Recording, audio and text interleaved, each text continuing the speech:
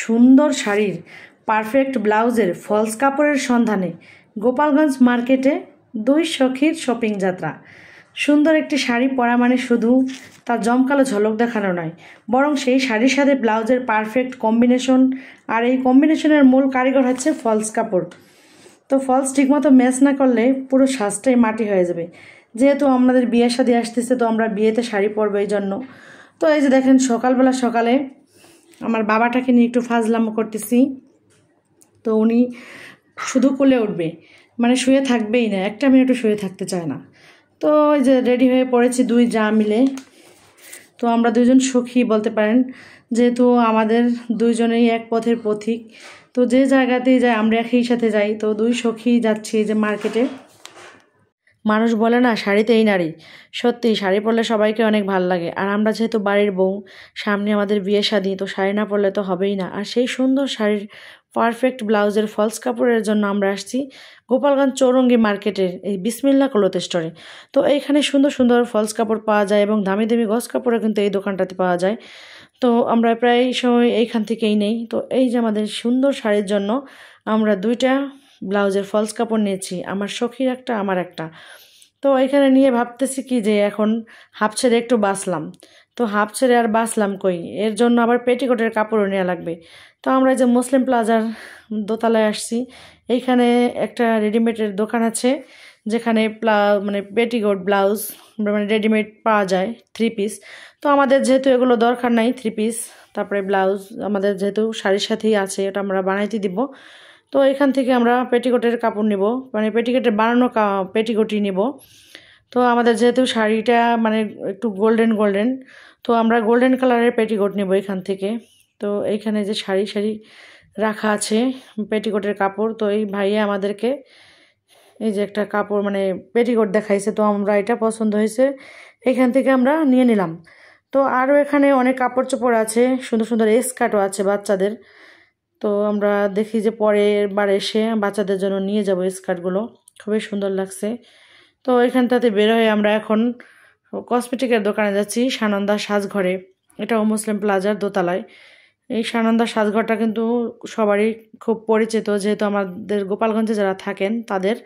তো এখানে কিন্তু সুন্দর সুন্দর কসমেটিক প্রসাধনী সামগ্রী পাওয়া যায়। তো আমার জায়ের যেন কি একটা দরকার, তো এখান থেকে নেয়ার জন্য আসছে। এই দোকানটাও কিন্তু অনেক বড়। তো খুবই সুন্দর সুন্দর জিনিস পাওয়া যায়, ইউনিক। তো খুব সুন্দর করে সাজিয়ে রাখা হয়েছে এই কসমেটিকের দোকানটা। এই দোকানটা কিন্তু অনেক আগে থেকেই, তো এখন তো অনেক কসমেটিক হয়েছে সচরাচর। এটা যখন ছিল তখন অন্য জায়গায় অত কসমেটিকের দোকান ছিল না। তো এই যে টিপটপে চলে আসলাম আমরা ব্লাউজটা বানানোতে দেওয়ার জন্য। তো টিপটপে কিন্তু সুন্দর ব্লাউজ বানায়। টিপটপে সবসময় আমরা 3 পিস ব্লাউজ এগুলো বানিয়ে থাকি। তো এই যে চলে আসলাম দীপু দাদার দোকানে। তো আমার সখীর যেন কি একটা পায় নাই, তো এইখানে চলে আসছে দীপু দাদার দোকানে। তো এই যে এইখানটাতে থেকে কসমেটিক নেব। শুধু শাড়ি পরলে তো হবে না, এখানে একটু সাজগোজের জন্য শাড়ির সাথে একটু কসমেটিকও কিনতে হবে, নাহলে তো সাজটা পুরো পরিপূর্ণ হবে না। তো এখানটাতে যে ম্যাচিং করে আমি একটু কাঁকড়া দেখতেছি। তো এই কাঁকড়াটা আবার একটু লুজ মনে হচ্ছে আমার। তো আমি অন্যান্য কাঁকড়াগুলো দেখতেছি যে দেখি কেমন। তো দাদার এখানে কিন্তু সুন্দর সুন্দর কাঁকড়া আছে। তো আমি এখান থেকে নিয়ে নিলাম, যেহেতু একটু দামও কম পাওয়া যায় দাদার কাছ থেকে, সব সময় নেই। এই জন্য দেখা যাচ্ছে একটা জিনিস বেশি চাইলে আবার পরে একটু বললে তো দাম কমায়, অন্য জায়গায় কিন্তু এই ফেসিলিটিটা আমরা পাই না। তো এই জন্য দাদার এখানে আসছি। তো এই যে দেখেন, আমি ঠোঁট ফাটার জন্য, যেহেতু শীতকাল আসতেছে ঠোঁট ফেটে যায় এবং কালারটাও মানে একটু গ্লো দেবে ঠোঁটটায়, এই জন্য আমি ওই লিপ গ্লোসটা নিয়েছি। এখান থেকে দেখি যে কাঁকড়া দেখেন, বড় বড় কাঁকড়া, মনে হচ্ছে রেলগাড়ি। কাঁকড়া নাকি রেলগাড়ি, এত বড় কাঁকড়া আমি এখনো দেখি নাই। আর অত চুলও আমার নাই, এই জন্য আমি নেই। তো এই যে দীপু দাদার হাস্যোজ্জ্বল মুখখানা দেখলে খুবই ভালোই লাগে। তো এই যে দেখেন দাদার এখানে শোপিসগুলো কিন্তু অনেক সুন্দর সুন্দর।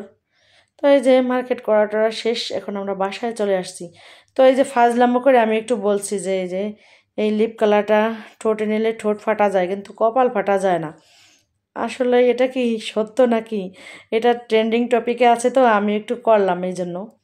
তো এই যে দেখেন রান্নাঘরে চলে আসলাম রান্না করার জন্য। তো মার্কেট করতে করতে হাঁপিয়ে গেছি, আবার দেখা যাচ্ছে দুপুরের খাবার টাইমও হয়ে গেছে, এই জন্য তাড়াহুড়া করে খিচুড়ি রান্না করছি প্রেশার কুকারে এবং ডিম সিদ্ধ করতে দিয়েছি। তো এই দেখেন আমার ডিম খিচুড়ি রেডি হয়ে গেছে, এখন আমরা সবাই খাবো।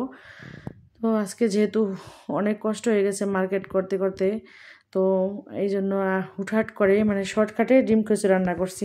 এদিকে আবার আমার ছেলেমেয়ে যে আমরা মাখা নিয়ে এসছে। তো সবাই ভালো থাকবেন, আজকে এই পর্যন্তই, আল্লাহ হাফেজ।